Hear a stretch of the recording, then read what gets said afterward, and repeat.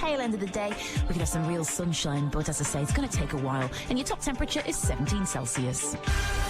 Allan Beswick with you on the phones. 0161 228 2255.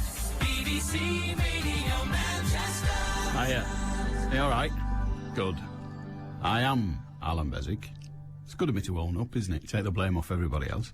I am Allan Beswick, and I am with you until 2, and the number is 0161 228 2255. If you want to do the texting thing, that's 07786206951.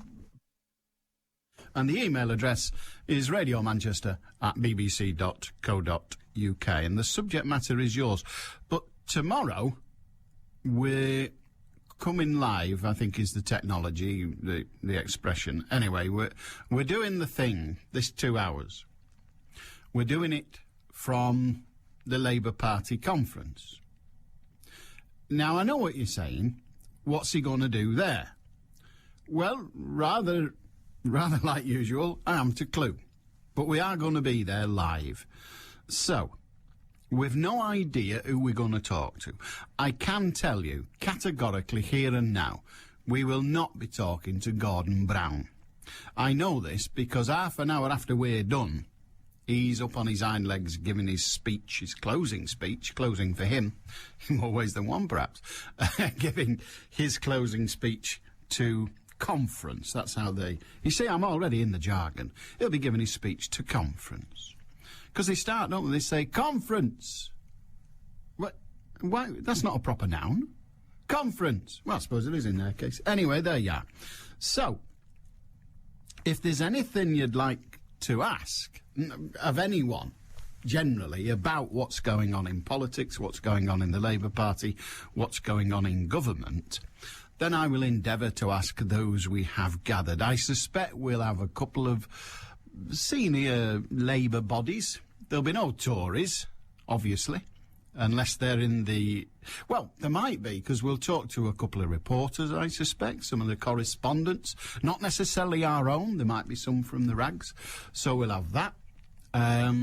We might have a pundit or two. You never know. You never know. It is a bit tricky because, well, one of the reasons they like Manchester is because we create this security island. I say we. The cops create this security island, which, frankly, knackers the city, but there you are. So they have these big steel fences all the way around the security island. That's fine. But the problem with that is you can't get people in. Obviously, otherwise, if you just get people... Well, I'm just coming in for a chat with Allan Beswick. Oh, right, well, that's okay then. Well, exactly.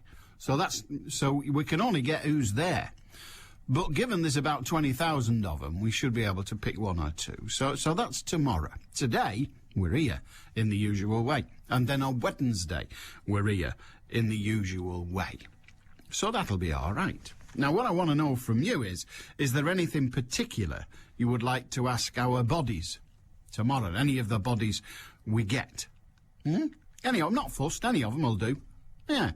So, if there's any you want doing, fine. 0161 228 2255. Yeah, so we got that. And 07786206951. You can have talk about any matters you like. Now, the opportunity for phone calls tomorrow will be somewhat restricted because we'll be busy with running round like lunatics in... I heard somebody describe it this morning as GMEX, of course. Well, it's now called Manchester Central, but stand still for an hour or two and it'll be GMEX again, because they do like to change the names of things. So that's the gist of tomorrow. Today, well, the Lord alone knows what you'd like to talk about, but I'd like your thoughts, because I find it a little bit surprising. That probably understates it. A little bit annoying, that understates it as well.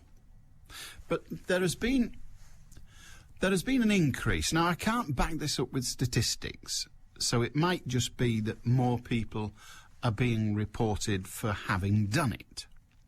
But there does appear to be an increase in the number of men.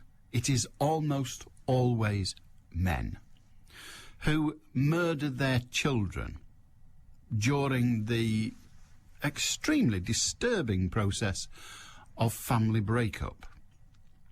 Now, we know, because we've had those clowns up on bridges, Fathers for Justice, that men frequently come out of family breakup getting shafted. They do. Now, before all the women start saying, well, it's their fault and all that, I don't care. I really don't give a toss whose fault it is. It doesn't matter. It doesn't matter. The only thing that matters when some hag gets rid of some philandering tosspot, the only thing that matters is the poor little swines that have to live the rest of their lives through that. That's all that matters. Everything else is toffee, to be honest. It doesn't matter. But the problem is we do have an apparent increase in the number of men who are so distraught, and I'm not accusing them of evil, although, frankly, it wouldn't be a hard argument to stand up, but are so distraught at the way their life has gone that they decide to end it all. Now, that's their privilege. I defend the right of the human being to end his or her own life. It's the only thing we've got that we actually possess of ourselves. It's the only thing we've got. Our clothes, our money, our jobs, our children, our partners, our parents, our siblings, our cousins. Anyway, we don't own anything. The only thing we own, the only thing that is truly ours, is our life, nothing else. So we clearly have the right to do with that life, i.e. keep it going or terminate it. We clearly have that right. But the problem here isn't that some bloke gets depressed, distraught, terrified that he takes his own life. It's the other bit, the bit where he takes his kid's life. I mention it today because of this horrible story down south where a man whose family life was breaking apart decides, I can't carry on. He's got a 1-year-old and a 3-year-old. So he smothers them. He suffocates them and then hangs himself. Well, OK, he hangs himself. Let's bury him. Let's not care. But what about these kids? I mean, I find myself, I'm so stone-hearted that I actually calculated in my mind which one he killed first. I mean, did he kill the 1-year-old first? Well, no, because if he did, it might have been a lot harder to kill the 3-year-old. So you start with the 3-year-old. The 1-year-old won't know. So you start with the 3-year-old. Do the 3-year-old, you'll get less trouble from the 1-year-old. If you do it the other way around, you could have neither. You don't want neither. You don't want neither. Now, that's the kind of thing that he will have decided. Now, don't look at me and call me horrible. Well, do if you want. I'm not bothered. But that's the kind of thing he will have decided. Which one goes first? How do I do it? You don't smother somebody. Well, you can, but these weren't smothered by accident. He didn't roll over in his sleep because they all had to sleep in one bed and they died. He decided, I'm going to kill the kids. That was a decision. That wasn't an accident. It was, OK, he was distraught, he was wrecked, his life was in tatters, his life wasn't worth living. And their lives probably weren't living without him in his mind at that time. Or, if you prefer the evil version, he didn't think, if I can't have him, if she's not having him. That wicked witch that I bred with, she's not having him. Let her suffer. Let her have pain for the rest of her life. I don't really care whether he did it out of evil or he did it out of distress, because the evil could have come out of the distress anyway. But he actually went through that process. Which one do I kill first? Which of my children do I kill first? Now, I can very nearly grasp the concept of, I'm going to die, they won't have a father, they'll be better off dead. I can very nearly grasp that. I will never quite grasp it, but I can very nearly grasp it. What I can't grasp is that process. Which one do I kill first? Which of my children will it be better to die first? Which one should I murder first? The older one, obviously, because, as I say, the practicalities are that the younger one, 1 year of age, ain't going to fight back, won't even know what's happening. But the 3-year-old, witnessing the father murder the 1-year-old, at 3 years old, you might be able to work that out. I'm next. And start screaming for mercy. Or do you kill them both at once? Now that takes some organising. That's what was going on in that garage. Did he put the rope up first? Did he put the rope up thinking, well, I better do this, because when I've done this, when I've murdered me 2 children, I'm not going to be any state to be doing knots. I'm really not. You know, what am I, a Boy Scout already? I'm a sailor. I'm not going to be able to do knots. I better do the knot first. I better string up the noose. I'll get the noose up, and then I'll get the chair ready to kick from under me. And then I'll do the 3-year-old, then the 1-year-old. That's what went on. What, you've got another story? No, there isn't another story. That's the story. That's the story. So, what do I want from you? Well, nothing. But what does the world want from us? How do we avert that happening in the future? How have we got there? Because I do believe, as I say, I can't stand it up, but I do believe it happens more frequently now. Is that because we've got more aggressive? Is that because all of us are a bit more aggressive? We're more likely to get into a row than we used to be. We didn't used to chastise kids for playing football in the street, because that was what kids did. We didn't used to have boundary disputes with our neighbours, because most of us didn't own the boundary anyway. We lived in a council house. Have we got more aggressive? Have we got to the stage where it isn't just, I'm good at what I do, but I've got to beat the other guy?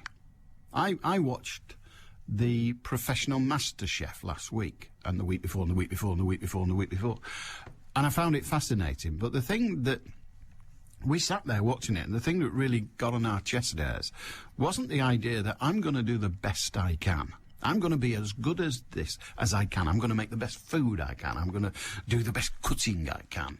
But no, that's not what it was. I'm going to beat the other guy.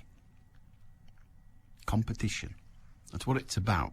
You've got to be in it to win it, and if you don't win it, you're nobody. History doesn't recall who came second. It doesn't. That's how it is. That's how we do our sport now. Maybe that's why we won so many of the competitions and so many medals at the Olympic Games, because we've stopped taking part and started thinking, screw 'em. What I'm interested in is winning. Taking part is for girls, say the men. Well, is that what we've done? Is a father deciding, if I can't have them, she won't, therefore I will murder them? How do we change that? Is there something out there? We've got Relate or Marriage Guidance, as it used to be. Lawyers, when they get involved in the debate, are supposed to get involved in the breakup of families. They're supposed to advise counselling and advise negotiation and all the rest of it. I'm not sure that they do. I don't know, but I don't know when it became the lawyer's job to start negotiating settlements and the like, and saying, really, why don't you try and live together? How do we improve it? What do we do to get the situation where family breakup means that man goes one way, woman goes another way, the kids go with one of them or with both of them in a split or whatever, but nobody dies? How do we get there? What do we need to do to stop couples who are separating to get to such a pitch of warfare that the kids end up dead? How do we get there? 0161 228 2255. You don't have to talk about that. You can talk about how. An evil knight is to challenge Prince Arthur in a tournament, and he has no intention of fighting by the rules. Is there any chance you might be mistaken? I know magic when I see it. Merlin must stop him, It's the only way he can beat you. or Prince Arthur will die in battle. I want you to swear to me what you're telling me is true. This is ridiculous. I've never used magic. Keep the magic secret. The adventure continues Saturday night at 6 on BBC One. You have to hope it's nearer to Doctor Who than Robin Hood, don't you? Merlin. If it's like Robin Hood, then it'll be rubbish. If it's like Doctor Who, it'll be brilliant. If it's somewhere in the middle, it'll be bearable. 12:20 on BBC Radio Manchester. News headlines. Mark Edwardson. The Chancellor has told the Labour conference in Manchester global action is needed to avoid the financial instability you've witnessed recently. It's emerged Pakistan's President Zardari, the Prime Minister and the heads of its armed services had been due to have dinner at the Marriott Hotel in Islamabad. On the evening, the building was attacked by a suicide bomber. And Oldham Council has agreed to pay a consultancy firm up to £2 million to help it shed 850 jobs. Manchester's weather, cloudy, showers, highs of 17 Celsius. BBC Radio Manchester, 2020 traffic. Well, let's take a quick look firstly to the M60 cameras. Clockwise, I can see delays because of this collision between 3 Kingsway and 5 Princess Parkway involving a car and a motorcycle.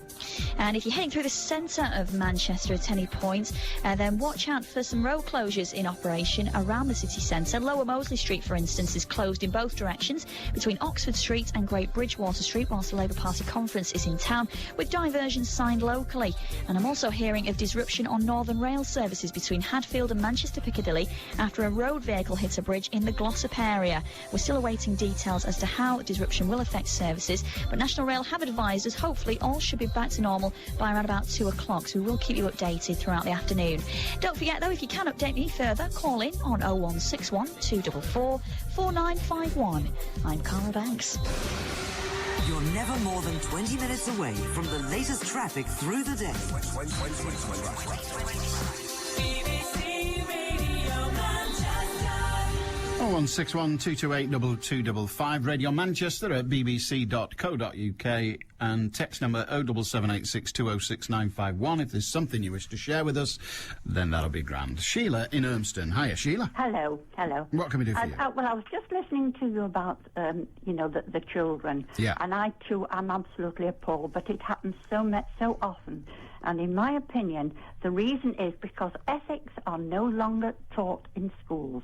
These do-gooders say, oh, no, if you're teaching ethics, teach them do not do this, do not do that, that it's indoctrinating them, which is a load of rubbish.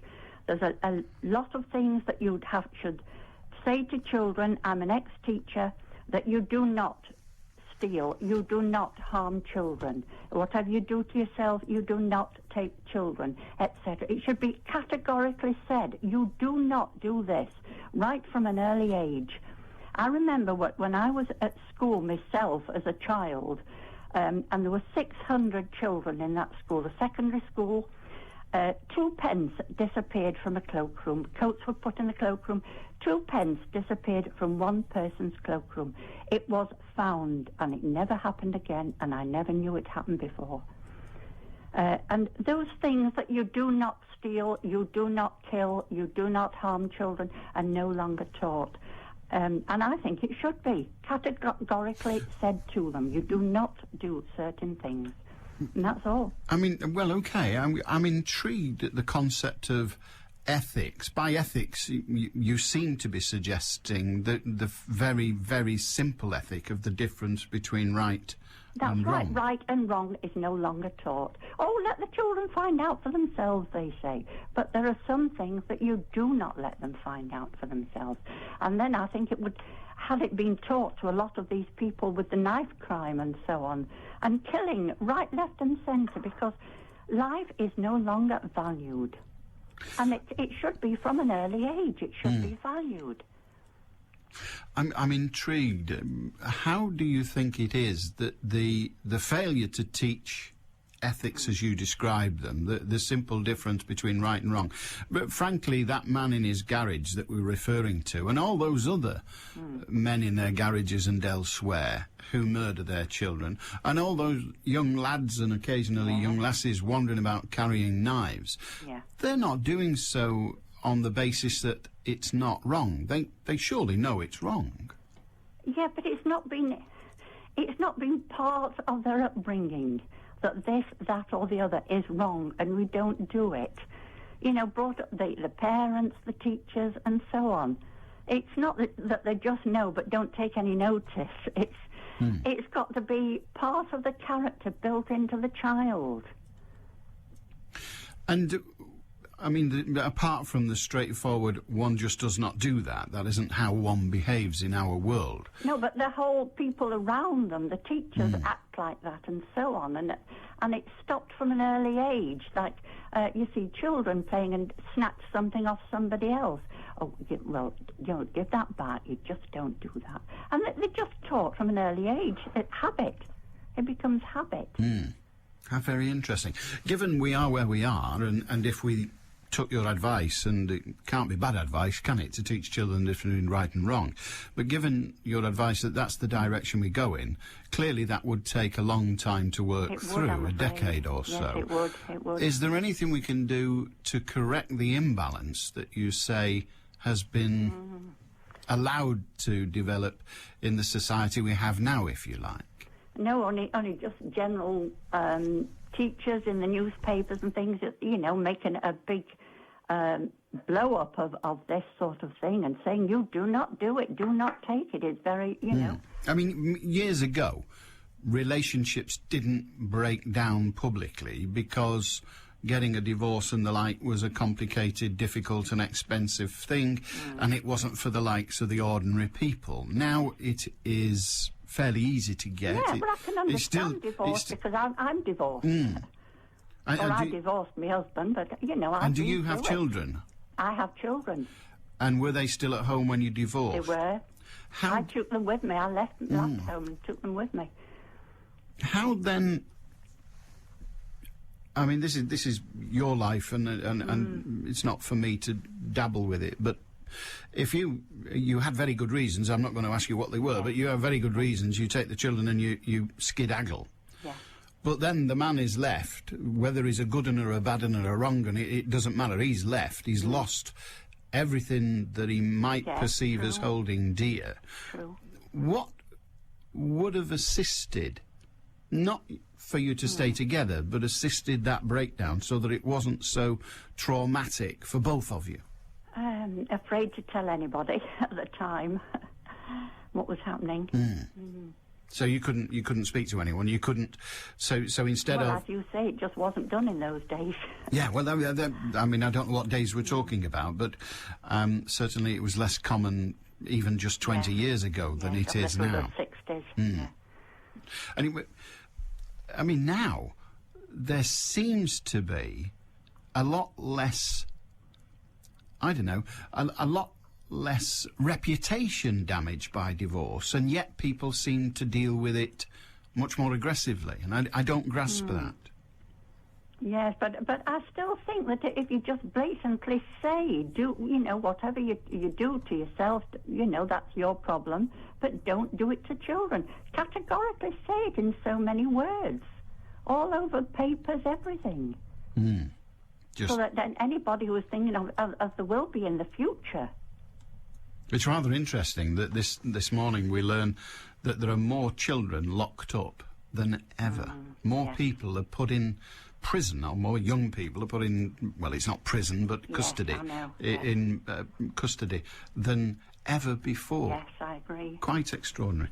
Pleasure to talk to you, Sheila. Right, thank you, Have a good Alan. day. It's about the simple fact that there is a difference between that which is right and that which is wrong, and using Sheila's words, there are too many do-gooders who have blurred the difference. Now children are not taught that it is wrong to do that, actually just left to find out for themselves. Well, will they find out for themselves? That's Sheila's view. What's yours? Eric in Salford. Hiya, Eric. Good afternoon, Alan. Good afternoon, sir. Right, it's just about a discussion we had, a few friends, over the weekend, and with regard to the conference in Manchester at the moment. Yeah. And, we was remembering before Blair was Prime Minister, he was saying he can't do nothing in opposition, and we'll just have to get elected, and whichever way we do it doesn't matter, that's how we do it. And, of course, he got elected and with it two terms going into the third, and he went. Now, Gordon Brown was saying, apparently over the weekend, about the economy, we have to do what we have to do. We'll do whatever we have to do to turn this round. And that's the way it is, you know, but we then started discussing the subject. And then it got on to how subjects do, on to burglary and what restraint you use, should you kill someone who's in your house, etc. And nobody got overexcited because it was just a general, calm discussion. Until I said, well, if you think somebody comes into your house to rob you or whatever, you have the right to do whatever you have to do. What happens if somebody comes and does what we did in Iraq, in this country? Right? They just came in and decided that's what they're going to do on the back of regime change and everything. And I've never spoke to anybody who didn't believe it was about oil. Now, when we got discussing that, because there was things being said which was, in a way, backing up what any action Iraq should take. And going back to when the Brighton bombing, when Margaret Thatcher received the message from the IRA saying, you've been lucky, Maggie, and you've been lucky before, you'll be lucky again, but we only have to get lucky once. And when we started discussing this, it just got so emotive and out of control, we had to stop it. And I just wonder, with a man like yourself, with all your wisdom and all your knowledge and your vast experience in discussing things like this, I just wonder what you would have said in that situation. Well, there are an awful lot of situations you offered to me there. I mean, when it got emotive at the end. When it got emotive, I probably have dodged out a long time before it got emotive, to be honest. I try not to get involved in conversations that go beyond the ideas and into the emotions, because, frankly, I don't know that much progress is made. Notwithstanding, I would be interested to discuss the reverse situation. It was interesting. David Miliband was talking in the town hall at the weekend, yesterday in fact, and one of the things he said was very interesting in my view, because he said we're not very good at this and we've made some mistakes, but the Labour Party is very good at war. He actually said that. I felt my skin tingle. But he said we're very good at war. What we're not good at is the ensuing peace, and talking about the problems in Iraq and Afghanistan. So we won the war, but we're not winning, or didn't soon enough win, the peace. And during the course of that speech, actually said, you know, we went to war against Iraq and we got rid of some very evil regimes. And suddenly I thought, hang on, we've got a Labour minister here boasting of the fact that they went to Iraq on the basis of let's change the regime. Now, I thought that was against international law. So did I. I thought that was against the United Nations. And we have a minister with responsibility saying, no, stuff international law, we'll do what we please. Which is what I said at the beginning of the call. You have to do what you have to do. Well, you do have to do what you have to do, but you also have control of your own psyche and ought to be able to distinguish what you have to do from that which you think might be fun to do. You see, I have this thought.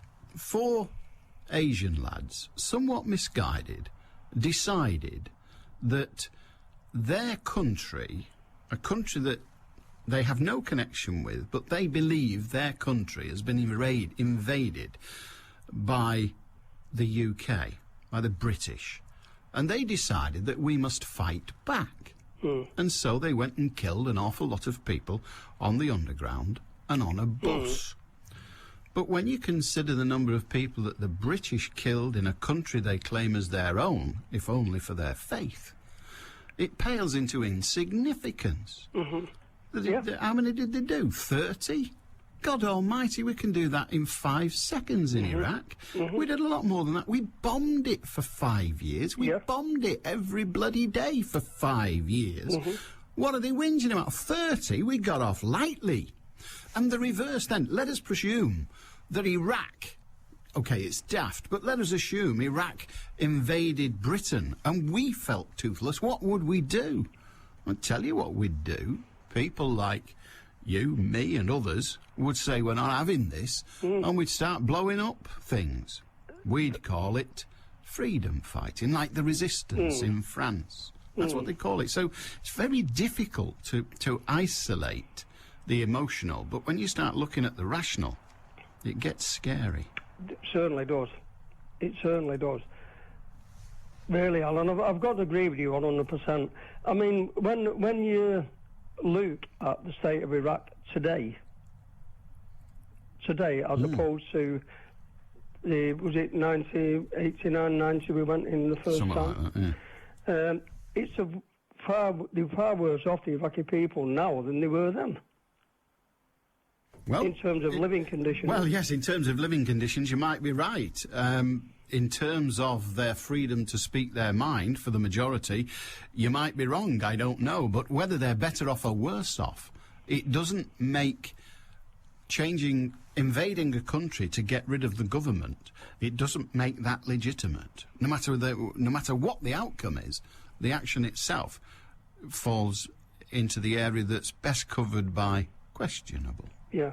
I mean, if you look in Georgia, you know, the Americans, in particular George Bush, is saying you can't have another country going in and take it. He is indeed, isn't he? He is saying exactly that. You cannot do what I did, for I'm an American and you're just some Russian. Yeah, and we'll do whatever we have to do. Indeed. And that is precisely what the government is saying presently about the financial crisis. And which is what I said at the beginning, yeah. Extraordinary. Eric, a pleasure to talk to you. You obviously have interesting discussions in your pub. Yeah. Have a good day, mate. Thank you, Alan. 0161228 2255. Marion in Warrington says, why didn't J.K. Rowling give a donation to Mrs. Brown's charity instead of to the Labour Party? Marion, I think the simple answer is because J.K. Rowling can do what she likes with her money, and for reasons best known to her, which can't ignore the fact that she's a big friend of the Browns, decided that she'd give it to Mr. Brown, or at least to the Labour Party. It is her right to do that. Why she made that decision, I don't know, but probably to see her friend right. Colin in Charlton. Hi, Colin. Hi, good afternoon, Alan. Good afternoon, sir. In the past, I've heard you mention that you worked as a psychiatric nurse. And also you made statements that people being doolally. Yeah. Am I right? Yeah. Yeah. I know you come up to the news headlines. Shall I follow on after the news? Well, it depends what you're saying. Go on. Oh, sorry. It's all right. What it is, you were saying about this chap who's hung himself and his two children. Yeah. And the thing is, it's how the human mind works. Now, correct me if I'm wrong, they say that sanity and insanity is what a hair's breadth away from either way. Am I right? They say things like that, yes. I'm not sure that I have a definition of either, so but go on, yes. Yeah. Now, would you agree as well? Would it ever be possible, I know it may sound a bit of a daft question, but these psychiatrists, you've got one half saying, you know, you should speak to people, you know, consultations, and you've got other psychiatrists saying, no, we don't agree with it. You know what I mean? I'm not aware of any psychiatrist or psychiatric thinking, a body of opinion that says, no, we shouldn't talk to people who are manifestly ill. I'm not aware of anyone saying that. How can I put it then, Alan? I don't know. My wife, how can I put it, worked hard all her life. And one course with a gaffer, you know, what it was, she'd booked some holidays for Christmas a number of years ago. And the gaffer told her that she couldn't have these certain holidays. And she came home that night and she said to me, Colin, I should say, everyone has gone against me. So I said, why? She said, well, I've just had an argument with, you know, me gaffer. And he said, you know, And then, Alan, that started a roll of 3 years of very severe illness, going from one psychiatrist who said she had slight dementia. We fought that. Then one said she had the starting of Alzheimer's. Then one psychiatrist said she had Parkinson's disease, etc., etc. And as I say, the point was she was taken into hospital, and we fought against, the tablets. Medication, yeah. My family, they was pumping her with tablets and this, that, and the other. And the thing was, though, Alan, the psychiatrist didn't seem to know what was happening. And how can I put it? Like I've made statements, if a person in this world could conquer the human mind, they won't be a millionaire, they'd be billionaire, because you just don't know how the mind works. Well, you're absolutely right. I remember the consultant psychiatrist who was in charge of our training saying, look, our great difficulty is if you've got a malfunctioning kidney, we can work out what it's meant to do, what it's meant to be like, and then take the necessary action, surgical, chemical, or even just changing the diet of the person to bring it back to working properly, because we know how it works. But unfortunately with the brain, we don't know what that person's normal is. We try to get the person to behave normally, but normal is just a collective decision. What is normal in one community is not normal in another community. Finding out how we get the brain to behave normally is almost impossible. Colin, thank you very much indeed. If you want to carry on with that, then tell Justin, who's producing today, and we'll ring you back after the sport and headlines and things. But we're a bit late now. It's just gone 20 to 1 on BBC Radio Manchester. News headlines, Mark Edwardson. The Chancellor's told Labour's conference that if the UK is looking for reasons to be confident, it should look no further than the regeneration of Manchester. He also told the gathering at Manchester Central that a global solution is needed to avoid a repeat of the recent economic turmoil. The inquest into the death of Jean-Charles de Menezes has begun 3 years after he was shot dead by police at a South London tube station. And reports say Pakistani troops fired on 2 American helicopters that intruded into Pakistani territory last night. Manchester's weather, you can expect showers and highs of 17 Celsius. BBC Radio Manchester, 2020 traffic. Well, traffic's still heavy at the moment on the M60 clockwise because of an earlier accident involving a car and a motorcycle. The inside lane of the 4 reopened around about 15 minutes ago around junction 3 at Kingsway, but traffic remains heavy in the area. Aside from that, generally not doing too badly on other routes. The M66, for instance, from Bury down to Manchester, moving freely, and no major problems to report on the M61 or the M56 heading into Manchester. Don't forget, though, if you can update me further, call in on 0161 244 4951. I'm Carol Banks. BBC Radio Manchester, Sports with Will Perry. Good afternoon. Manchester United will receive a £25,000 fine after picking up 7 yellow cards in the 1-1 draw at Chelsea yesterday. The FA will wait for referee Mike Riley's match report before deciding whether to look into a clash between Rio Ferdinand and Didier Drogba on the final whistle. Riley's received support from the former Premier League official Graham Poll. Yes, if you look at the game over 90 minutes, then it did appear excessive, and also the lack of balance in cautions with 7 for Man United and 1 for Chelsea. But when you look at each individual caution, you can see the reasons why. You can also see Mike Riley's strategy of keeping the game very tight, under tight control, because he didn't want that game to go out of control. Well, the Reds have picked up just 1 win so far this season and sit 15th in the Premier League table, but Wayne Rooney expected it to be hard. We knew it was going to be a tough start to the season for us, when we seen the fixture list, probably our 3 toughest away games of the season all came in the first 4 games in Portsmouth, Liverpool and Chelsea away. The really difficult game for us, and now we've got them out of the way. We've got to hopefully we can go on a good run now, get some wins under our belt and start climbing the table. Meanwhile, there was trouble outside the ground after that draw at Chelsea. A bottle was hurled at the United team bus. No one was injured and it's been left in the hands of the police. The £210 million takeover at Manchester City will be officially completed tomorrow. It still needs to be ratified by the Premier League.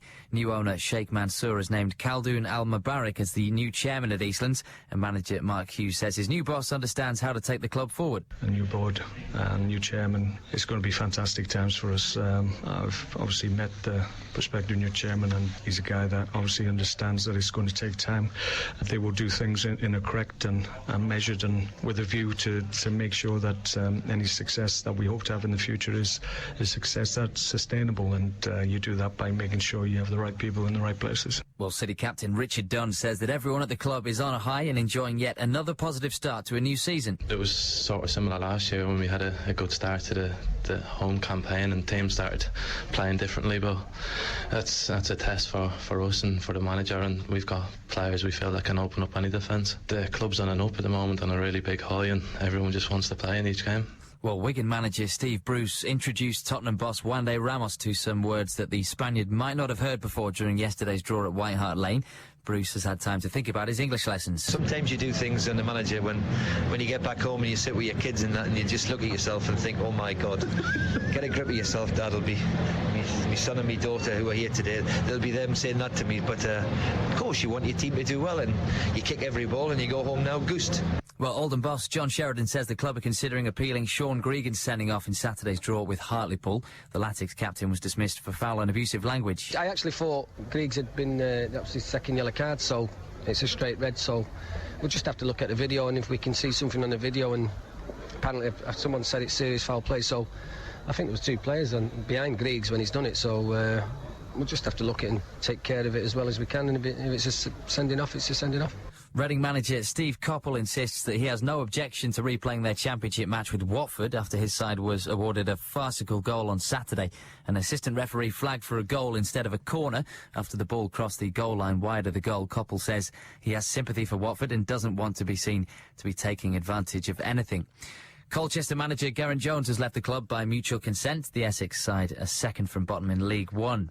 Nick Faldo says he's no regrets about his singles lineup for the Ryder Cup after America won the trophy for the first time since 1999. The Europe captain kept several of his star names back for the final matches in Valhalla. In Rugby League, Widnes Vikings have released 12 players from their squad. The list is led by Irish international Bob Bezic, who's set to join Halifax. And finally, for now, Lewis Hamilton has arrived in Paris, hoping to have his victory at the Belgian Grand Prix reinstated.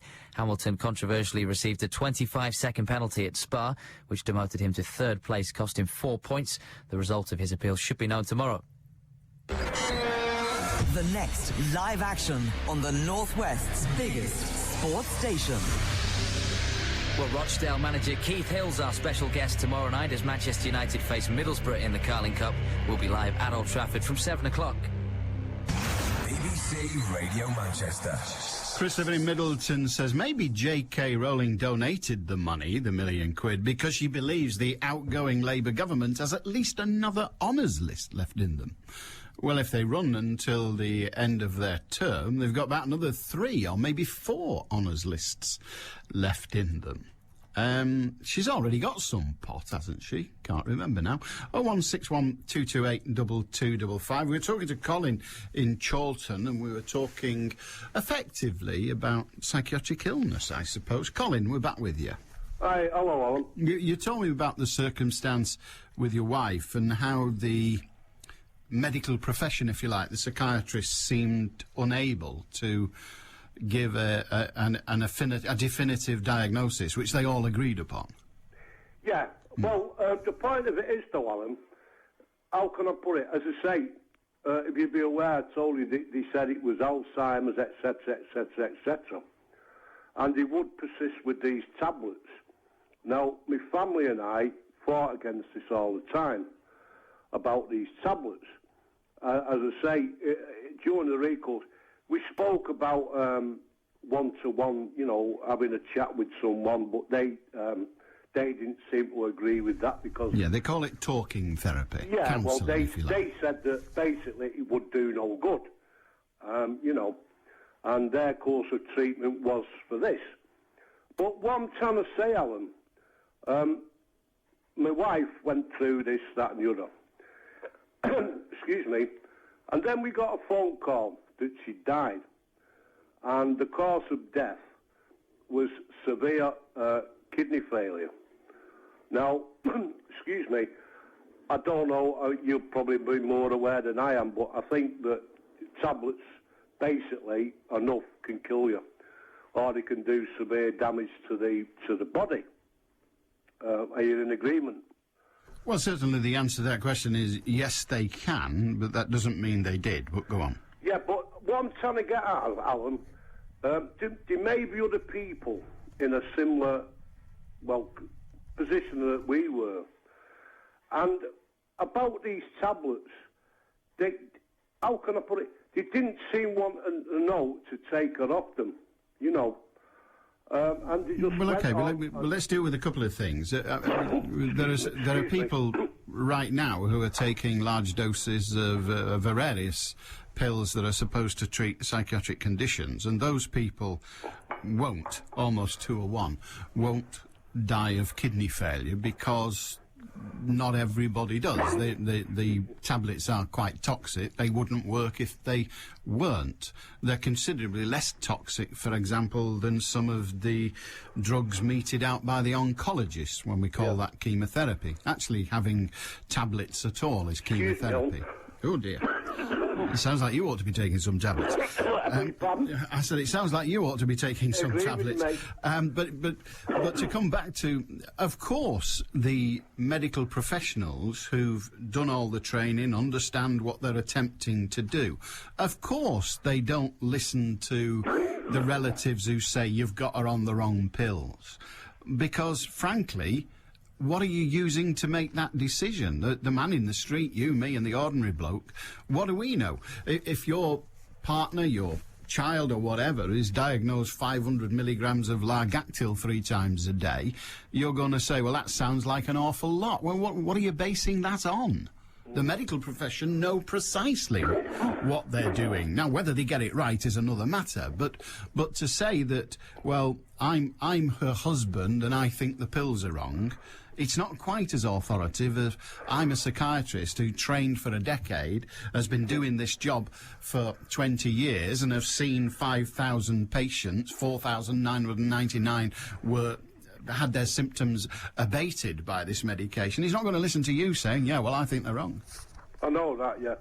I'll have to finish that. But what I'm trying to say, Alan, how can I put it? Do you ever reckon that there'll be a person or persons that will ever actually conquer the human mind? No, because the human mind is different in... It's a marvellous piece of engineering, isn't it? Well, yeah, whether it's engineered or not is a debatable point, but it's certainly an extraordinary thing. It's a complete mystery. It's always been a mystery, and I think it'll continue to be a mystery. But good to talk to you, Colin. Much obliged, thank you. Have a good day. 0161228 2255. Terry in Tilsley said, why are all these football clubs bleating on about the yellow and red card issued at games this weekend? The ref made a decision. That's the end of it. The problem with being a football ref is that they have no backup from the FA. As a Wigan Rugby League fan, I have mixed feelings about the game to come on Friday. I want them to beat Leeds, but if they do and get through to the final, they'll get a kick-in from Saints in the final, and it might be better off if Leeds take that humiliation. Well, there is that, I suppose.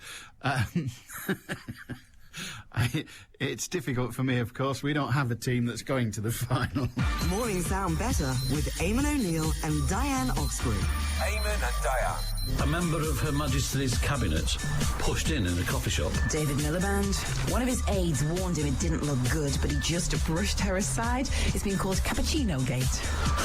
Eamon and Diane and you. We were intrigued this morning to find out that 2% of the pound coins in circulation are actually counterfeit. Well, it's only happened to me once, but the bus driver called me back and said I'd just given him a false pound coin. Oh, how embarrassing, Carol. It was. You lawbreaker. The station with Eamon and Diane for breakfast. By rights, you should be irresistible, but I'm fighting it. Back tomorrow morning from 6 at BBC Radio Manchester. Terry says, Alan, I must disagree with the last lady. It wasn't the last lady, it was the only lady today so far, Sheila.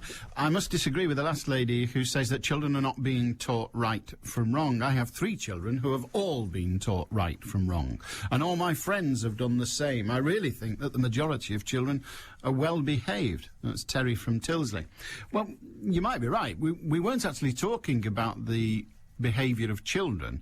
We were talking about the behaviour of the adults they become. And I was wondering why it is that a man who's, should we say, had enough and decides to end it all thinks it's acceptable to kill his children. If I can't have them, no one else will. Or the most generous interpretation of that act is they'll be better off without life if they have a life without a father. That ludicrous sentiment, but a sentiment nonetheless. And so that's where we got to. That's how we got to that's how we got to where we were. And what Sheila was saying is that children are just not taught the difference between right and wrong as a fairly straightforward thing. In schools these days, she says they're taught not the difference between a straightforward right and wrong, but that it's arbitrary, that there are things that can be negotiated between right and wrong. There's some area in the middle. There isn't one or the other. How substantive that is, I don't really know. He also says, I must write to you with reference to the trial of Sarah's Law. By trial, they're trying out what's being called by some Sarah's Law, although frankly others say not. This is the concept when the local people are entitled to, well, a parent is entitled to know if somebody with close proximity to their children, either a teacher, a new boyfriend or girlfriend or what have you, has a conviction for doing harm to children. It's not all about paedophilia, so I'm doing harm to children. So the idea is that you get a new babysitter, a regular babysitter, and you think, I better check them out. And Sarah's Law, as it's being called, will allow you to contact the police, and the police will say yay or nay to that individual as to whether they've got a conviction for a child-related offence. That's the gist of Sarah's Law. I must write to you, this system is being tried in a number of counties throughout the UK, not Greater Manchester yet. Whilst I agree, says Terry, that we have to protect children, I feel that this is going to become a law. Part of the law states that if you're able to get information about a certain person, you must use that information properly. I don't believe that if certain people ever get that information, they will not use it to out someone who's trying to rebuild their life. We've all read stories about people who've been hounded in the belief that they were a convicted paedophile, when in fact they were not. There was the classic case, wasn't there, the rather almost humorous case of the paediatrician who was hounded out of his home because the local people were so thick they didn't know the difference between a paediatrician and a paedophile. I really believe that certain red tops, that's the tabloid newspapers, are stirring up the majority of their readers, and this can only be a bad thing. That's Terry from Tilsley. Well, what do you think about the trial of Sarah's Law? It's difficult, isn't it? The issue is, do you protect the individual in his, again, it's almost always a man, in his endeavour to rebuild his life, or do you protect the child from that potential damage at the hands of that individual whose ruling is greatest? And if a woman approaches, or a man for that matter, if a parent approaches the authorities and says, look, this bloke's looking after my kids, either on a regular basis or at school or what have you, a playground or, I don't know, the Boy Scouts, whatever, this adult is looking after my children, and I want to know whether this adult has a conviction for a child-related offence. If the authorities then say, yes, the adult does, yes, that man does, what is one to do next? Well, first of all, you'll say, then I don't want him looking after my children. That's what you're going to do, one presumes. But are you going to tell anybody else? Well, you're surely going to tell your best friend, whose children he's also looking after. And she's going to tell her best friend. And she's going to tell her best friend. And frankly, within an hour, 500 people in the vicinity of that man will know. And once they know, everybody knows. So is it acceptable, and will he be drummed out of his house? Of course he will. What else could happen? Find out how you could take all your stresses and strains out of your life. Tomorrow morning from 9 with me, Heather Stott.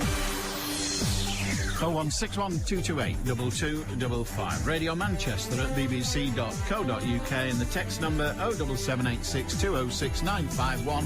What's upsetting you today? 95.1 FM, DAB digital radio, and the World Wide Web. This is Manchester. BBC Radio Manchester.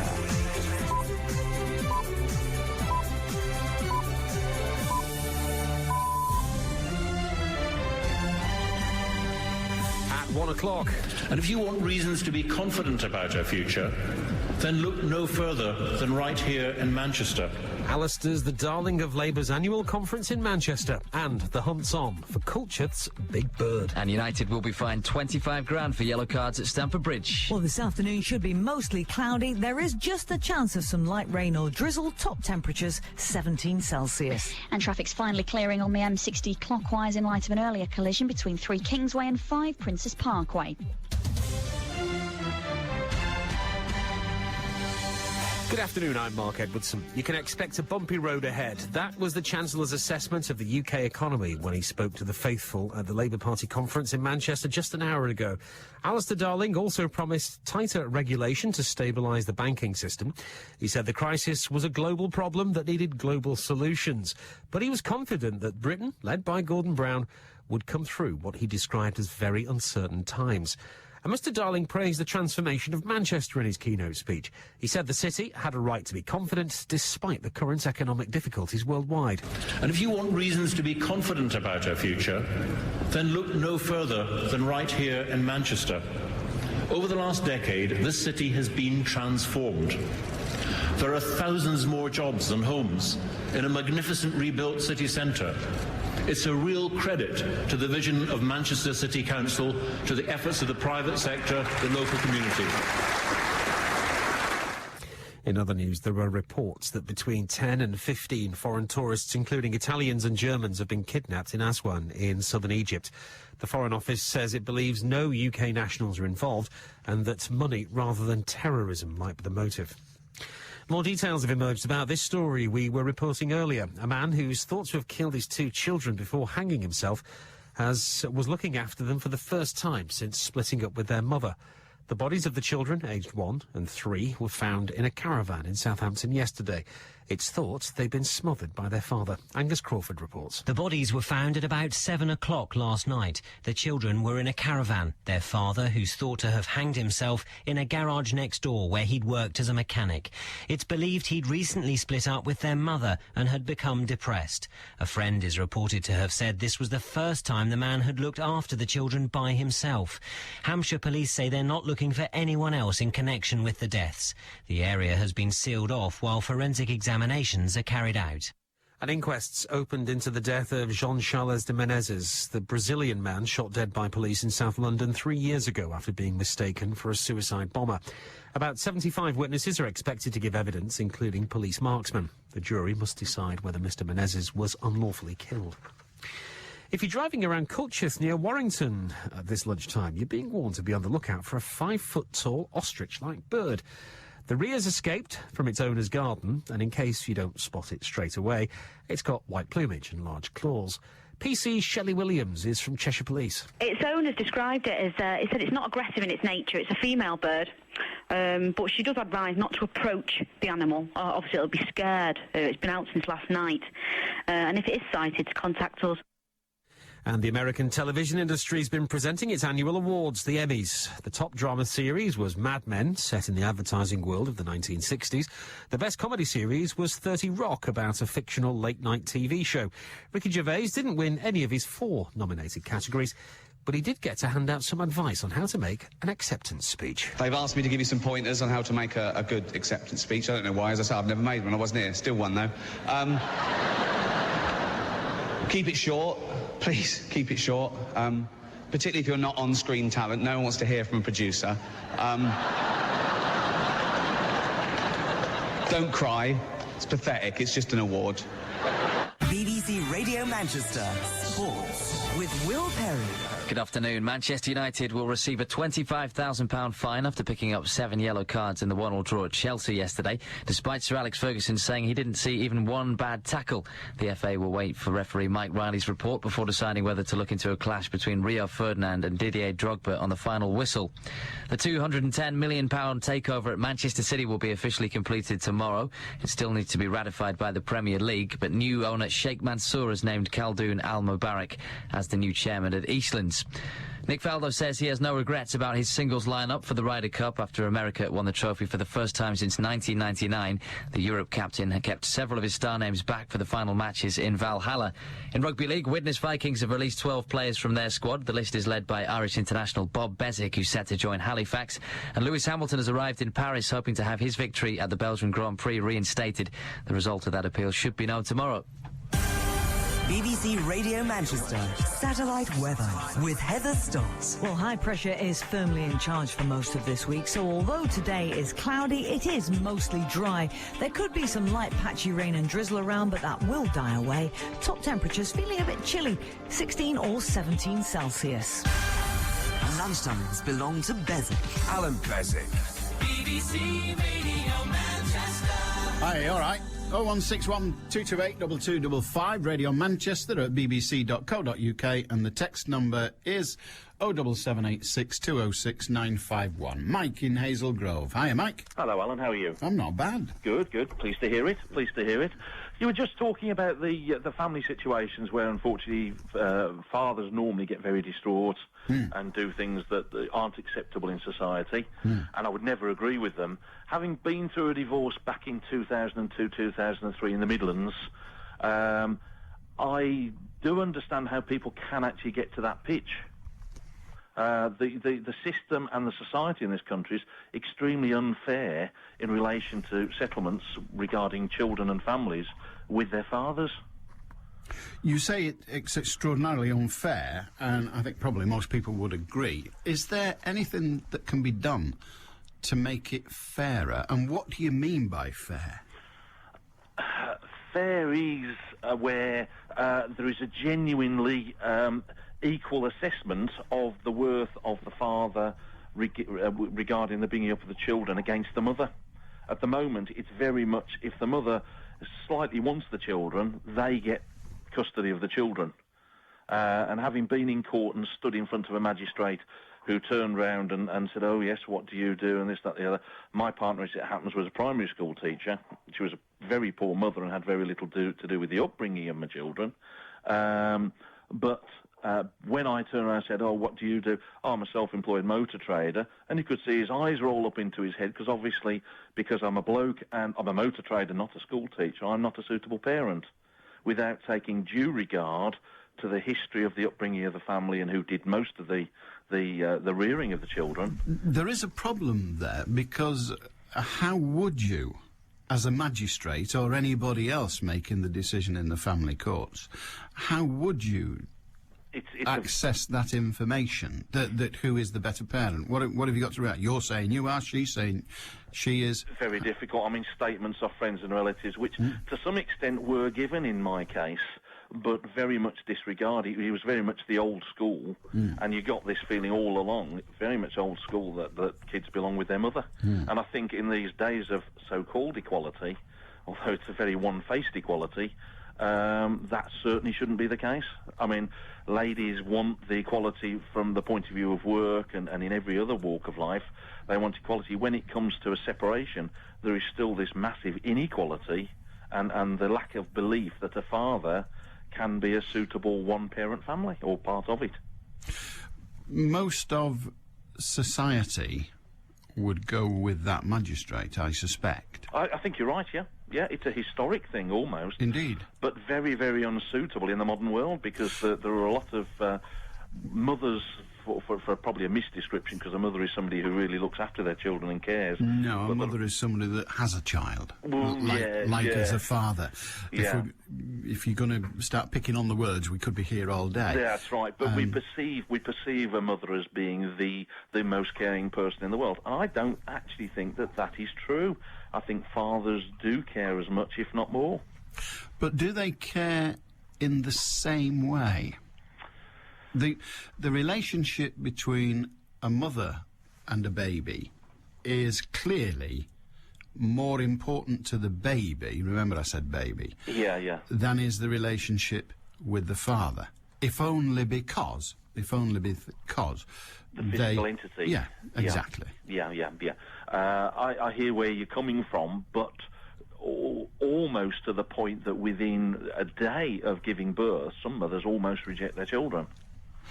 Yes. I'm not saying totally, but they find it difficult, and I wouldn't knock that, because often that's just a mental situation they get into, and their hormones play up. I accept all of that. Yeah. However, to say some mothers, I have to agree, because all you need is two to be some. Yeah. If you start looking at the statistics, the relationship between mother and baby is primary. The relationship between father and baby is secondary, whatever's going on in the mother's head at the time. So the link between mother and young child has a better opportunity to establish. Oh, it does have a better opportunity to establish, certainly. Yes, it does. And therefore, the relationship takes advantage, for want of a better term, of that opportunity and does establish itself more greatly than that with the father. That's not to say that's... It can be very short-lived, though, can't it? That special relationship. We're back with these words that have to be agreed with. It can be. Yeah. Yes, it can. But the issue isn't whether it can. The issue is, what is the general... What is the more usual?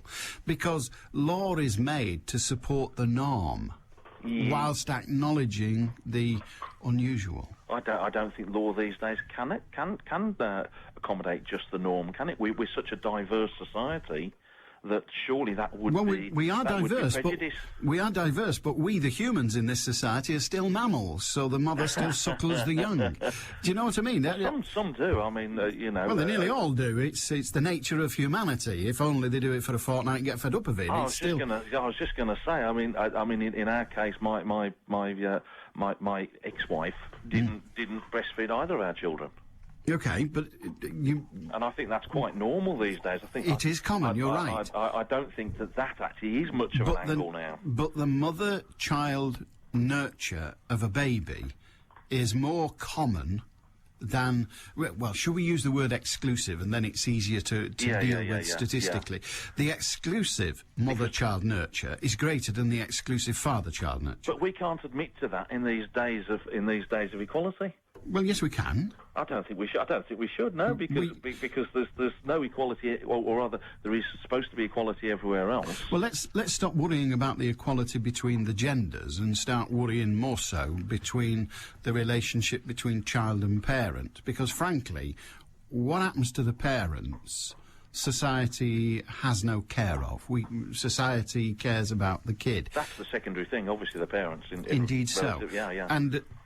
And it is almost always the case, now not always, but almost always the case, that if you have to choose one parent to look after the child, one parent, the one to choose almost always is the mother. Who is the you you're talking about? The society at large, represented via the courts. Yeah, but that's exactly what I'm saying. I don't see that is fair. I can understand. Fair to who? Fair to who? It's certainly not fair. Not fair to the children. How do you work that out? Because I don't think the mother, in many cases, is the right parent for them to be with. But if you're independent of the family, you have no or little knowledge of the family, and you have to make that decision. How do you do it? You shouldn't be in the situation where you have to make that judgment. Well, the people who put you in that situation as society, the parents, by having their relationship fail. So society is put into that position. It doesn't want to be there, It doesn't want to be there. But once it is put there, once the parents decide they are not going to stay together but separate, society is put into the position of making decisions and making them almost in an information vacuum. And in that information vacuum, do they go with the more usual, or do they go with the unusual? At the moment, they go with the more but usual. which should they? Which should they go with is my question. Well, and if your answer is whichever is best, my question is, how do they find that out? I know what you're saying. When all they have is two people, one in front of them saying the world is made of green cheese, and one on the other side being told it's made of brown cheese, and perfectly honestly, there is no way for those who have to decide, because one of them's lying. And it is very difficult. But the other issue is, of course, that what should be looked at is why the family has broken down as a whole. How would that help? Because I think there's a certain morality and a certain interest in who values the family situation mostly, and therefore stays within the system with the family. So all too often what happens with... So the parent that screws around shouldn't get the kids? I think it should be taken into account. Why? Why? Because obviously they don't value their family so much. No, they don't. They don't value their partner. They don't value the family. No. They don't value their partner. Because what they may love their children and look after their children to the nth degree. They just like a bit on the side. But don't their children deserve their father? Well, if they've got to choose between father and mother, I don't know. You see, this is where the difficulty begins. I don't know. I don't have a way of knowing. But if I had to decide, and the courts do, the courts would prefer not to decide. The courts would prefer to have two adults stand in front of them and say, look, we love our children independently. We love our children unitedly. We hate each other. So what will you find us a way through it? But we have negotiated a happy settlement. But that's not what the court's faced with. Well, the court's faced with, I want them because that bastard's not having them. That's what they're faced with. Now, it's the parents. Yeah. It's the parents that get there and say that. The court doesn't say, will you please come into court and call each other filth? No. The courts say, will you please come into court and tell us you love your children, and tell us that you two grown-ups have negotiated a way that this child will be at best. But you don't. You go into court and you say she's an evil cow, and she says he's a dirty swine that will sleep with anything that moves. And the kid sits there and says, does anybody here care about me? But not enough. Not enough for one of them to say, she's not the best. She isn't the best on the planet. He isn't the best on the planet. But this kid is more important than both of us. Frankly. Too true, but... And if that means that I have to never see my child again, then... I just don't think that's acceptable, because that's actually really downvaluing what a father can be in a kid's life. How interesting that you still think I'm having a go at fathers. Well, I think you are in a way, because we're the ones that should be... I mean, I had this actually when I split up, where there were friends, I was heavily involved with the church at the time, and a lot of friends said, oh, you should just walk away and leave them to it. And I found that really, really upsetting and totally immoral, because my daughters deserve a father. Well, they might deserve a father. There's no question there. But at some point, someone has to say, what price is the child paying? Yeah. And sometimes the father... Because I'd rather not genderise it, but you insist on doing. Sometimes the father is actually the person who should get custody, but he doesn't. Sometimes the father is extremely hard done to. Sometimes the father actually gets completely and utterly shafted by this country of ours.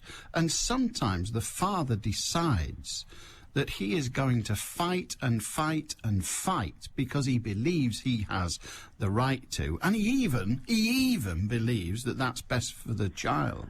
But sometimes the best thing for the child is for one of the parents to take the injustice, shut the hell up and give the kid stability, even if it's stability without them. So it's stability then, believing that the other parent doesn't care? Doesn't matter. It doesn't matter. I think it does. Well, OK. And that's perhaps why we end up with so many people in court fighting to the death almost over their property, or as some people call them, children. They're never property, are they? Well, I mean, that's the whole point. I mean, that's the sadly, yes. But that's the funny thing about it. You'll probably talk to a lot of fathers, and similar to myself, where the courts have turned around and said, "Oh, we're doing this, that, and the other," and they actually award custody to the mother. In my case, the oldest one, because she was the only one that was old enough to sort it, really, walked out on that situation and ended up moving in with me anyway. Good on her. But good on you. But had I not fought and just walked away from it, she probably would have been led to believe that I didn't care about her, I didn't want to know her. That is almost certainly what would have happened in your case. But do you not see that the reason that that's what she'll have been led to believe is because of the conflict between you and her mother? Oh, yes, definitely. And do you not think at some point you two so-called grown-ups could have got through that conflict? I don't think it's always easy to do, is it? Well, it's not never easy. That's why it doesn't happen. It's never, ever easy. Yeah. Because obviously if someone's done something that's pretty awful to you, you're never going to think that they're particularly suitable as a parent for your children. No, you're not. You're not, even if it damages your kid. Well, it's a human reaction. It's self-defence, isn't it? You rest my case. Yeah, it's It's self-defence. been a pleasure to talk to you, mate. Nice talking Have to you, a good Alan. day, mate. All the best. It's self-defence. It's self-defence. It's my rights, says the mother, says the father. What we have to remember is when a broken family faces the courts, it's because they got it wrong. To expect the courts to correct it is expecting far too much. 1:20 on BBC Radio Manchester. News headlines. Michelle Adamson. The Chancellor Alistair Darling has praised the transformation of Manchester in his keynote speech at Labour's annual conference at the GMEX. A man from Southampton who's thought to have killed his 2 children before hanging himself was looking after them for the first time since splitting up with their mother. There are reports that between 10 and 15 foreign tourists, including Italians and Germans, have been kidnapped in Aswan in southern Egypt. And Manchester's weather, a cloudy afternoon with a chance of a shower, temperatures reaching 17 Celsius. BBC Radio Manchester 2020 traffic. Well, let's take a look firstly to the A556 westbound. The westbound stretch is closed off at the moment because of an accident near the A530 near to the Morrison's roundabout. Aside from that, though, it's very quiet out on the roads at the moment. Not doing badly on the M60, also coping well on the M66 from Hyde to Manchester, and no major issues to report either on the M62 coming in from Winwick in the Warrington area, Junction 9 through to Junction 12 at Eccles. Don't forget, though, if you happen to spot a delay, maybe I've not mentioned it, call in if you can on the travel line 0161 244 4951. I'm Cara Banks. With more updates than the other guys, 2020 traffic.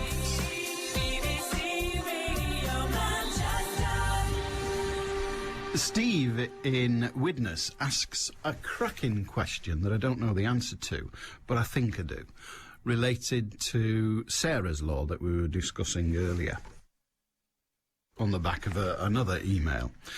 And Sarah's Law, just in précis, what we said earlier, Sarah's Law is where it isn't the proper Sarah's Law that people have been asking for, but there's a trial going on presently in a number of counties in the UK. And the idea is that if you're a parent and there's somebody having regular contact with your child, it could be, in the case of a mother, a new boyfriend. In the case of a father, a new girlfriend. It could be a new babysitter, the scoutmaster down the road, whatever. I'm sorry to pick on scoutmasters. It could be a local broadcaster. What the hell if they're having regular contact with your child?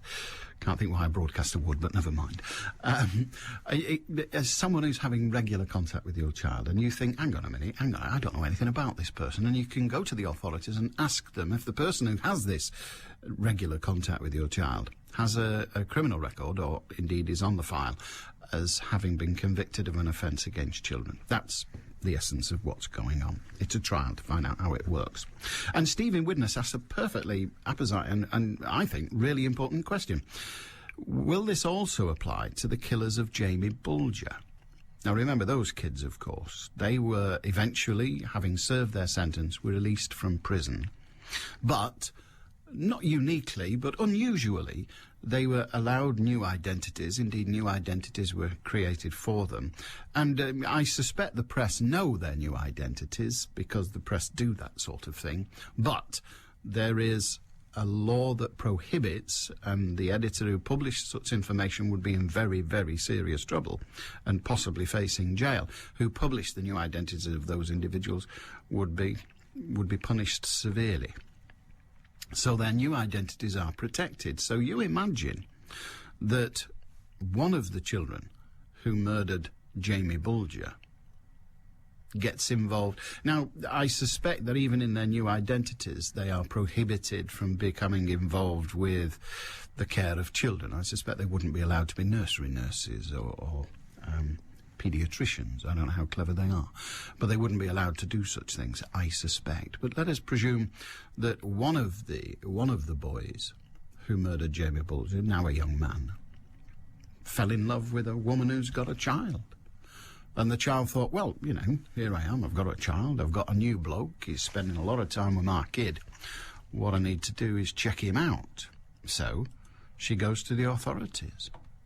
Would she be told? Well, actually, yes, he's one of the kids that murdered Jamie Bulger. I suspect, no, she wouldn't be told.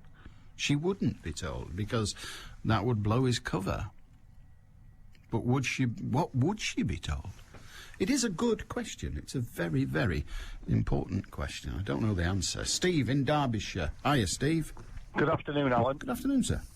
It's just the chap that was on before. We were talking, and I was in a similar situation than him. I was being persecuted by my little lad, coming directly, like, from his mother. She was using him as a conduit. And he was saying that, like, you know, it's upsetting if you don't see your kids. And I agree with you. I had to let go. I haven't seen my son now for 9 years. He'd be about 17 now. But it was getting that bad that it was upsetting him when he came. I had a piece of paper that said I saw him 3 times a month. But pieces of paper don't open doors. And, you know, you're throwing good money after bad by going back to courts and things like this, and the courts don't understand that every time that little lad comes and he goes back, his mother's poison into him. You know, I was the bad guy, I left her, but she used him, and it was like, I sent birthday cards, he sent them back to me, unopened. And, you know, it's upsetting him if I went back to court and say, what's going on? Because every time he went back, he was being poisoned. So you've got to let go. It's upsetting. Things like that. I was on antidepressants. 18 months I was on antidepressants because it affects you so badly. But you've just got to let go at the end of the day and say, look, you know, hands up. It's not going to work, this. He's getting upset. And we're still arguing like we argued when we were together. And unfortunately, there was somebody in the middle this time. And, you know, he was being pushed from pillar to post. And the worst thing was that his mother had him all the time. So she could obviously say things to him. And it was working on him. So you've got to let go. You've just got to let go and say, well, OK, hands up. If he wants to see me in the future, he'll come to me. What will you do when he does? Let's assume he does. What will you do?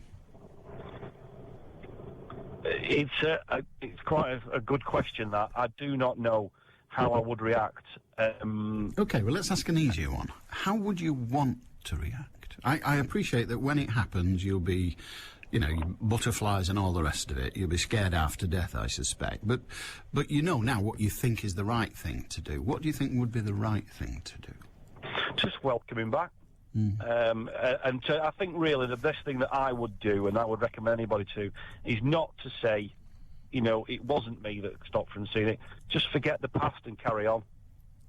Just forget the past. If he came back to me now, I mean, it's like if I argued with you now, I would argue the toss with you or something now, and then in the next breath we'd go and have a brew or a pint. Because you argue, you clear the air. Just because it's your son, it shouldn't be any different. Okay. You know, if you've got a point to make with a work colleague, you argue, and hopefully, if you're not the sort of person to bear a grudge, you forget it. If he came back to me, I would welcome him with open arms. And he said, look, lad, you're grown up now, you're an adult, and let's have an adult relationship. I don't care what's gone in the past. I've missed you. I don't care whose fault it was or anything. He might care. Sorry? He'll care. Well, if he asks me, great. If he says to me, well, what was the story?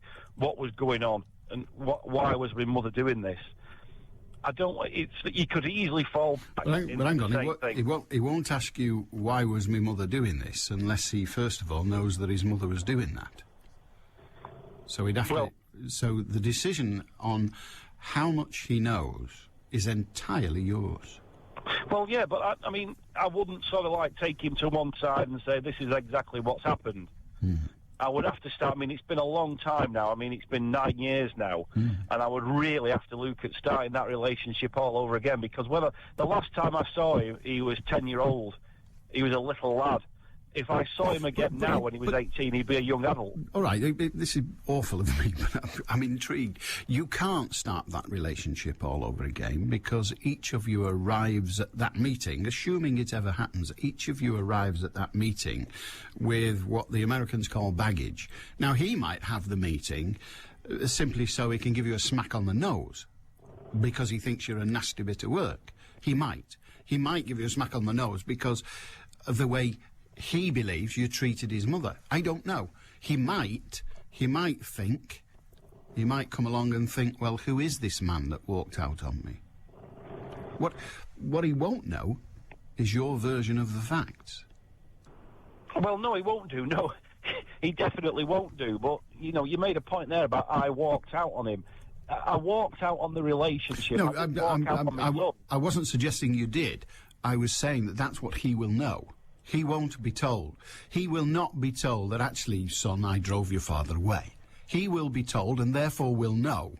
You can know things that are wrong. He will be told, and therefore will know, that you walked out on him.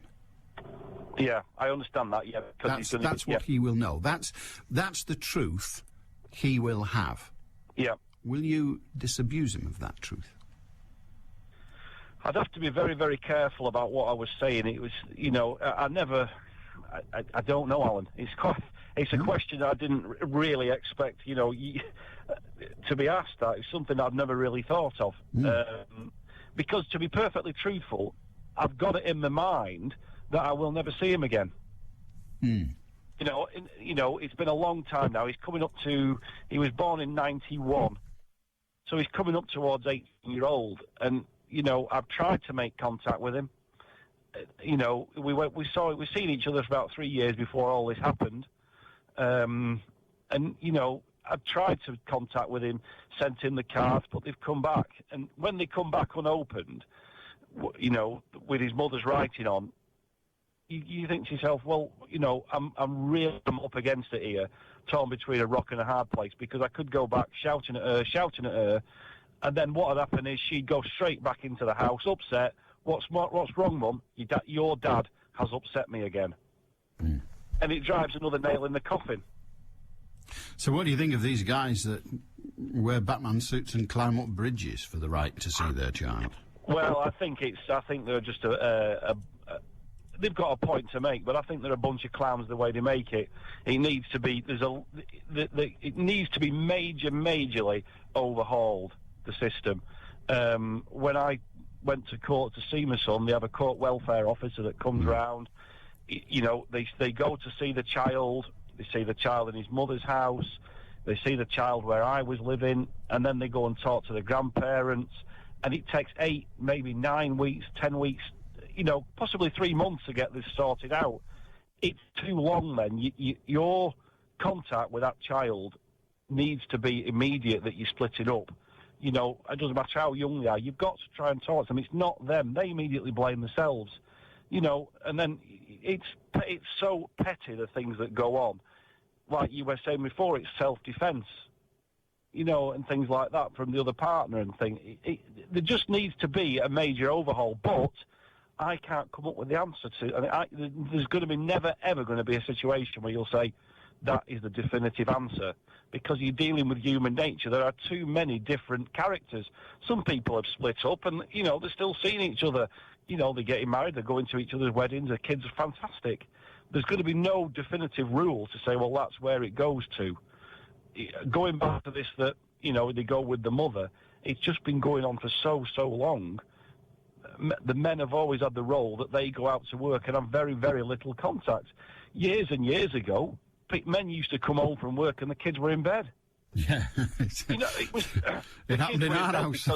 When I was a kid, my dad worked, because he worked in the building trade, he worked all the hours of daylight, and in the summer, that meant I was in bed. Well, precisely, yeah. My old fellow was a foundryman. I didn't have a good relationship with my father because I very rarely saw him. Mm. You know, there's going to be no definitive rule. There's a major... You could spend thousands of, waste a lot of taxpayers' money looking into these situations. I think we might have already done that. I think we've already spent millions, and I don't know how much further we've got. Steve, it's good to talk to you. Thank you very much indeed. Okay, right. Have a good day. Steve doesn't know what the answer is. We all know what the questions are, and we all know, more importantly than anything, we all know what the consequences can be. That's the difficulty, isn't it? That's where the pain is. That's where the anguish is. That's where society gets its motivation to deal with it. We don't know the answer. We do know the questions. We do know the consequences. The consequences, in their lightest, are a bit of pain and disorganisation for a kid. Kids are fairly resilient. Kids end up growing up whatever the hell you do. They do. Whether they turn into bad uns or good uns is environmental, it's genetic, and frankly, it's utterly unpredictable. You can't know. You just can't. However, what you do know is that every so often a case comes along like the one today, where a man, and we've just heard another detail, I'm sure Michelle will repeat it for us at 22, but we've just heard another detail of the case that happened over the weekend, and that is that a man in absolute distress decided that his life was no longer worth living and that he would kill his children, 2 children. He suffocated them, we are told. One was 3 years of age, one was 1 year of age, and then he hanged himself. We know that happened. We hear today, because these stories, they get pieced together slowly, don't they? But we hear today that was the first time his children had visited him since the breakup of his family. So he wasn't the resident parent, he was the non-resident. The mother of the children maybe had to under duress, I don't know, but the children were allowed to go and see him and possibly stay with him. And so he murdered them and killed himself. Is that an argument against allowing the fathers anywhere near them? Of course it isn't. But surely it's the kind of thing that has to be considered. Lee in Woodley. Hiya, Lee. Hello. Hello, what can we do for you? Hi, yeah. I got married on the 14th of June this year at a place in Bradbury. And we went to them for an interview before, obviously, to book and asked them about their services and what they did for us, and they outlined to us that they have quite a strict criteria. I've got a slight problem here. Oh, right. And my problem is that by saying the location, and given it was marriages and the like, there won't be many, if indeed more than one, such location in that area. So what you go on to say next could put us in a very, very difficult position. So I'm afraid we'll have to call it a day on that one, Lee. What I suggest you do, if you still want to talk about it, is leave it for a day or two and come back on, and don't identify the place, the people, or anything, because I can't help you if you do. I can't even talk to you if you do, because it's not fair on the organisation. You have your say. I can then contact the organisation, they'll have their say, but any damage has been done. So that's why we insist. And I know you didn't do it on purpose. I know you didn't think, well, I'll sneak it in via the back door. But because you did name the organiser. You see, I don't know. You may have gone on to say, and it was the best wedding anyone could ever have had, and it was a fabulous place, and we just want to say how wonderful they were. You may have been doing that. You may have been doing the opposite. I don't know, and I'm not going to find out. Sorry, Lee. I'll possibly talk to you in a day or two. You decide. 0161 228 2255. I went to a wedding on Saturday. I'm not big at weddings. I'm not good at them. But that one was quite interesting. It couldn't have happened just a few years ago. But some friends of ours got married on the bandstand in the park in Buxton. Absolutely extraordinary. They, it turns out, and this might have affected whether I went or not, but they, it turned out, were Morris dancers. I know. So I spent Saturday afternoon in the delightful sunshine, in the delightful park in Buxton, watching bloody Morris dancers wave their sticks about and ring their bells. And then it was actually really good fun. But there you are. And you meet up with friends you've not seen for years, which was also good fun. But yes, if somebody said, and there'll be Morris dancing, I think that is, and we don't want you to come. They're synonymous. And there'll be Morris dancing is synonymous with, and we don't want you to come. In fact, if ever you don't want me to attend, and that is so often the case, just say there's Morris dancing, and frankly, I won't come. Obviously, if I learn at the last moment that there's Morris dancing at the Manchester Central tomorrow, I will not be going to the Labour Party conference. Because, actually, no, now I think about it, Morris dancing is probably far more important and will do more for the government and indeed do more for the country than this government ever will, but never mind. So tomorrow's programme comes live from the Labour Party conference. Not, incidentally, the bandstand in a park in Derbyshire. Although, frankly, the way the Labour Party's going, it'll only be about 4 years when they'll be able to have their meetings on a bandstand in a park in Derbyshire and still have room to spare. But who can say? It's 20 to 2 on BBC Radio Manchester. And, of course, Michelle Addison has the headlines. The Chancellor, Alistair Darling, has praised the transformation of Manchester in his keynote speech at Labour's annual conference in the city. An inquest has opened into the death of Jean-Charles de Menezes, the Brazilian man shot dead by police in South London 3 years ago after being mistaken for a suicide bomber. Manchester Airport's refusing to comment on rumours that it's considering partnering with the new owner of Manchester City Football Club in a bid to control Gatwick Airport. Manchester's weather a cloudy afternoon with a chance of a shower, temperatures reaching 17 Celsius. Are they going to play their matches on the car park? BBC Radio Manchester 2020 traffic. If you're heading through Cheshire using the A556, be aware that the westbound's been closed off because of a collision near the A530, near to the Morrison's roundabout. Let's take a quick look now to the city centre of Manchester, and Peter Street still closed on the A34 because of the Labour Party conference. So it's closed off between Watson Street, and Lower Mosley Street, with various other closures in force around Manchester Central. And of course, the conference still with us for a couple more days yet, but diversions are signed locally to follow in the area. No major issues on public transport. If you know different, though, call in on the travel line. That's 0161 244 4951. I'm Cara Banks. BBC Radio Manchester Sports with Dennis Lloyd. Good afternoon. Cristiano Ronaldo will be in the Manchester United squad to face Middlesbrough in the Carling Cup tomorrow evening as the Portuguese winger continues his comeback from an ankle injury, and goal and striker Manucho could make his United debut. Youngsters in the squad include Rodrigo Possebon, Rafael da Silva, Darren Gibson and Danny Welbeck.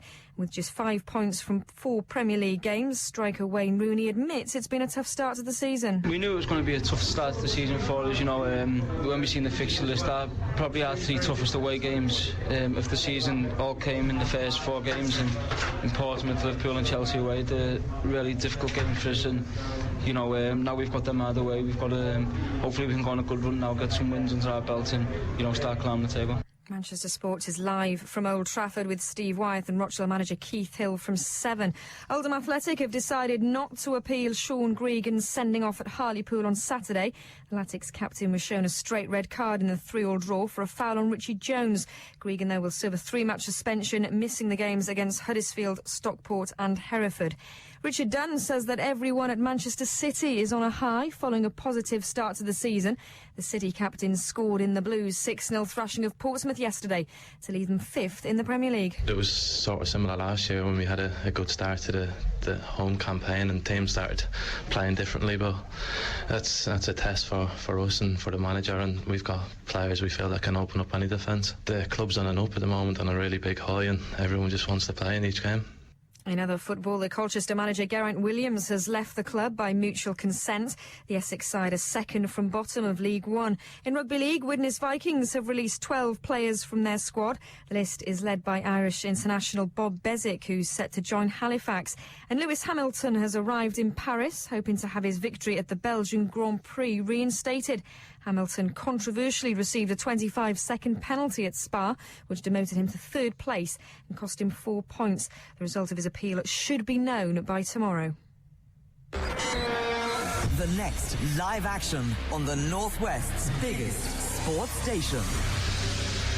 Manchester United take on Middlesbrough in the third round of the Carling Cup tomorrow at Old Trafford.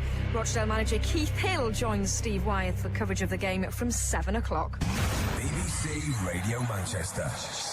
A very good day to you. We have a text from MAH which reads, "One doesn't need to actually give birth to be a mother. That's why I'm sad now, because I haven't seen the boy I brought up." Well, you are correct, of course. I use the term mother in the cases we were discussing, because that was the right word. But yes, the dictionary is quite clear. A mother is someone that gives birth to an offspring, but also someone who, if you like, substitutes for the mother. So you might use the term stepmother, you might use the term, spare mother, or whatever, a grandmother, adoptive mother, all sorts of names that can be used. But mother's perfectly broad enough to accept any female who has a familial care of a child, I suppose. So that's that. So thank you for that. You are correct. But I am intrigued by your second sentence. That's why I'm sad now, because I haven't seen the boy I brought up. Am I to take from that you were a foster parent, or even indeed an adoptive parent, or a step-parent, and the child no longer has contact with you? I am intrigued. I'm always interested in human beings, really, about the complexity that this species is. I'm sure lizards and tigers are as complicated, but they have so little interest to me. And Mike says, it sounds like Alan's, I think that's Alan the caller, but it might be me. It sounds like Alan's down value on dads is due to his distanced relationship with his own. I suspect that the attitudes are more backward in the north than down south. And given that we haven't had a caller called Alan today, I can only assume that refers to me, in which case it can't be further from the truth. My relationship with my father was and is good. Indeed, it was proximity. But you might be picking up on what we said. I didn't see my father during the months of summer because he was worked in the building trade and was there from dawn until dusk, which is actually true. It's true of many fathers of my generation. That's what life was like for them. And bloody hard it was too. I don't think... I mean, we talk about the younger generation, and I still occasionally remind myself that that's me, if you're looking at me dad and me mum.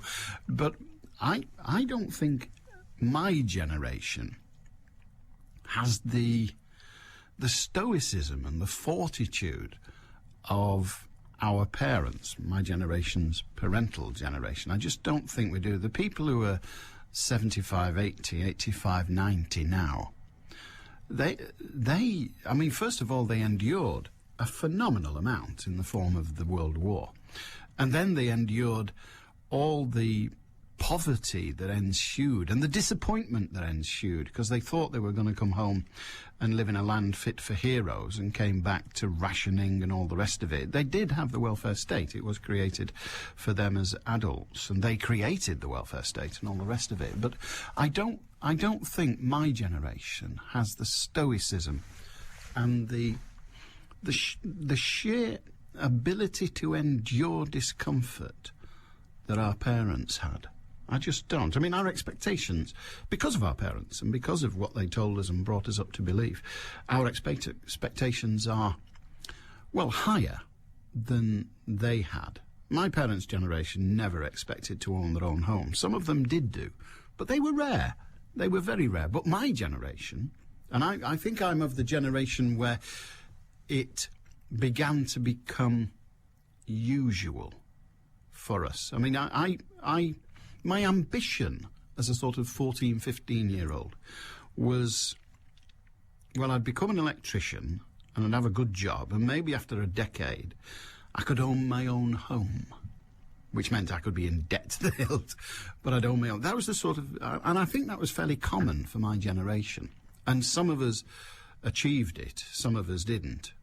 Most of us have now achieved it. But I don't know. Maybe you see it differently. If you're my age, I'm touching 60. If you're my age, are we as stoic as our forebears? I really think not. I'm going to talk to Sheila in a moment. What is it, my love? What ails thee? Well, Dr. Sampson told Mrs. Merriweather that all the village is switching to digital TV forthwith.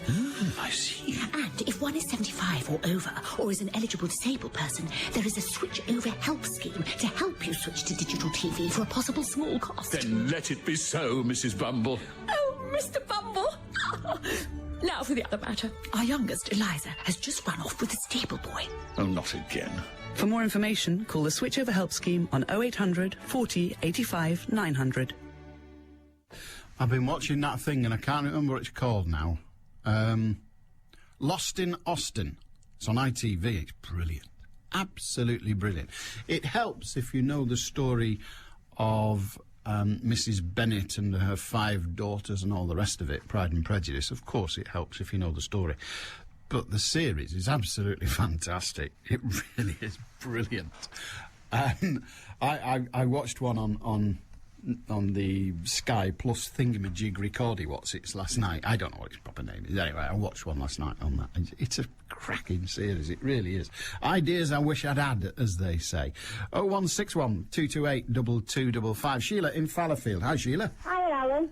It's something I was just telling the gentleman to answer the phone. I heard on the radio. That's Justin. He's not a gentleman. He's a producer. Oh, I'm sorry. It's okay. Don't worry. Anyway, I was listening to the news on Radio Manchester, and they were interviewing somebody at the, the Labour Party thing. Yes. And it was a woman, and I assume she was an MP. Okay. And she was talking about what they're going to do at Eastlands. Yeah. Right, and she said, of course, people who are going to work at Eastlands will need qualifications. Otherwise, they'll end up like caterers and cleaners. Oh, I think that was Hazel Blears. Well, she'll be Hazel Blears if I ever meet her. I'll tell you straight, she's a cheeky devil. Right. What's wrong with caterers and cleaners? If it weren't for caterers and cleaners, there'd be no flaming work, people. Ah, I think you may well have misconstrued. I don't think so. I heard it twice. No, indeed. Let me offer to you the explanation, and then you can go. It'll be a good one. It'll be a cracker, and then you can go and give her a piece of your mind. I bloody will.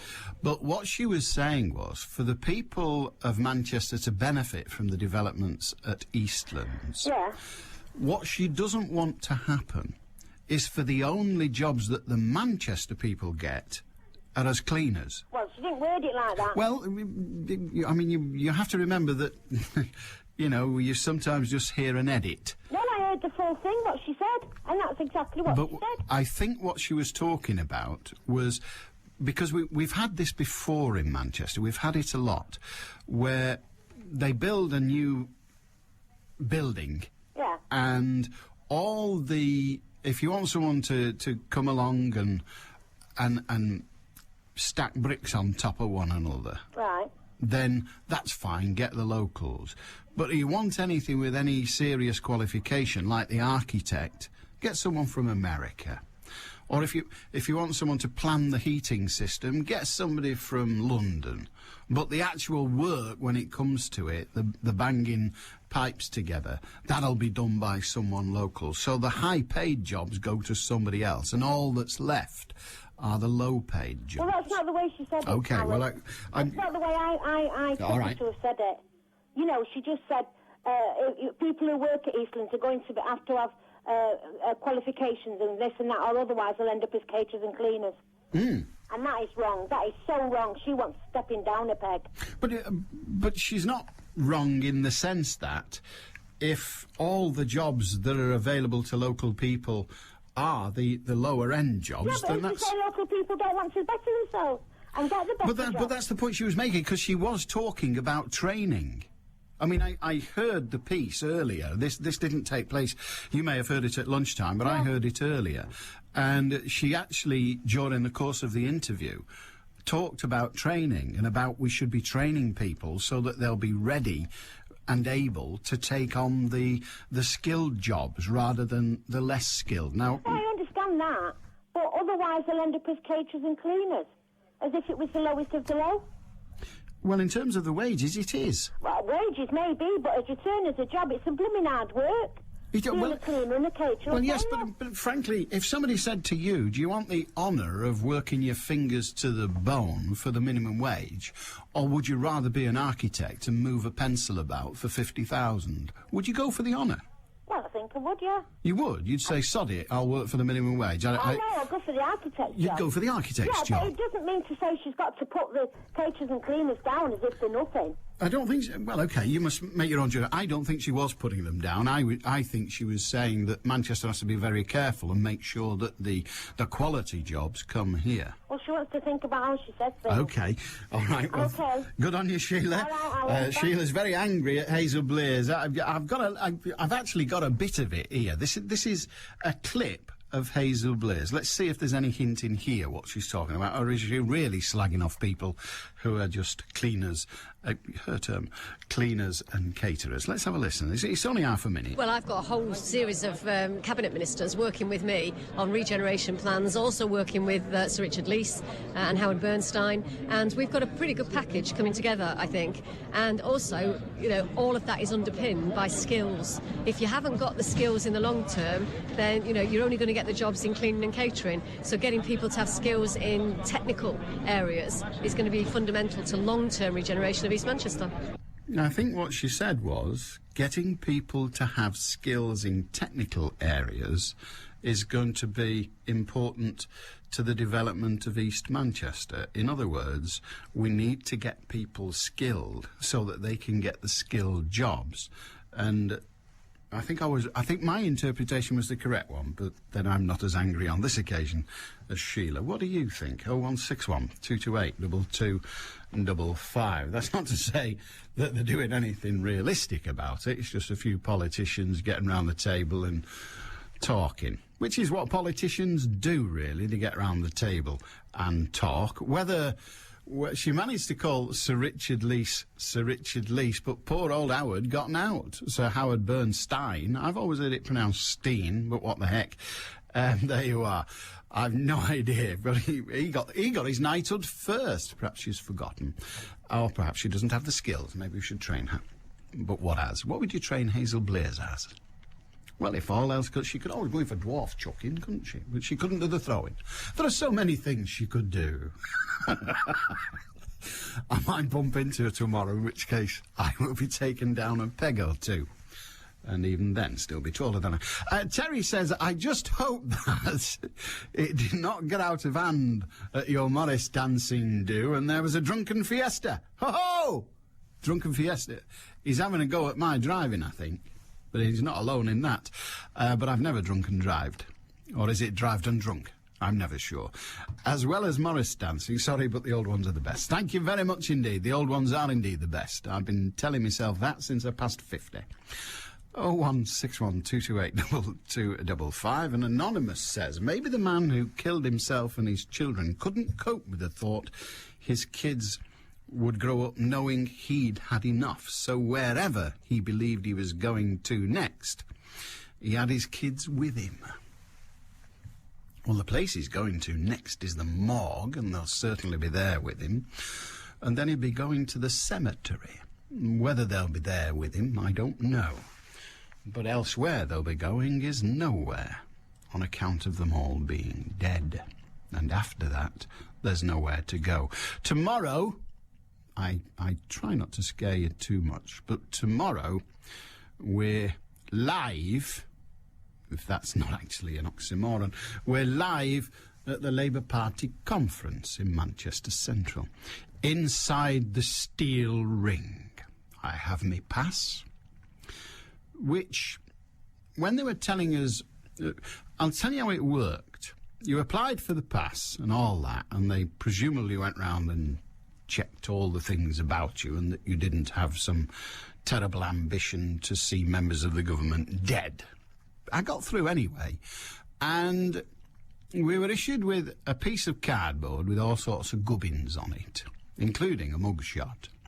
And then we were given some sticky back plastic, which we had to stick on our own cards. Now, I'm sorry, but I didn't watch a lot of Blue Peter. I had things to do at 5 o'clock, and mine's a mess. And I tried it on, and frankly, it stuck to my shirt. So I'm buggered. If I have to turn it over tomorrow, I'm buggered. They won't let me in. But what do you mean? Bloody origami it was. Bloody-gami. Listen, the BBC have got nothing like as much money as the government. When they give you a pass, it's already done. It's already... whatever it is they do. But honestly, they sent us a bit of cardboard with your name on and a photograph on. And presumably, somewhat secret. And then on the other side, it said, this is him, he's from here. And then you had a bit of sticky back plastic and a bloody origami set. God almighty! How come it's costing 200 million if we have to do it all ourselves? I'll see you tomorrow. Ta-da now. It's amazing what you can make out of a toilet roll holder and some sticky